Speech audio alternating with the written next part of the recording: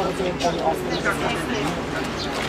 Dakle, upravo je to ono o čemu i sporazum sad govori, a i ono o čemu smo danas razgovarali. Tačka 10. sporazuma govori o integraciji pravosudni sistem kosovski. I normalno integriše se iz jednog sistema u sistem, u sistemu radi jedan značajan broj ljudi. Neko se opredeli za integraciju u taj sistem, će u tom sistemu svakako da biti posao. Onaj kome integracija ne bude nešto što bude prevamilo nešto što će prepoznati kao interes ne samo svoj, već interes zajednice koji pripada srpskog naroda na Kosovu i Metohiji.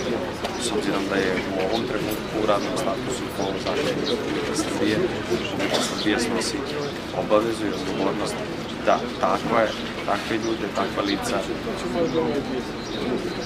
da ih obezbedi odgovarajući za postojanje.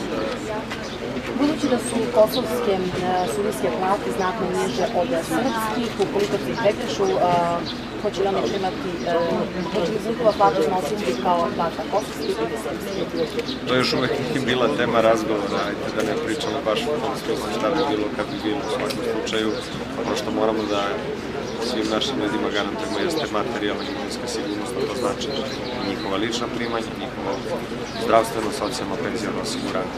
To je nešto o čemu smo danas razgovarali sa našim kolegama i našim državnim službenicima ovde i nešto što kao država imamo u svemu obavezu da rešimo kao jedno od njihovih egzistencijalnih životnih glavnih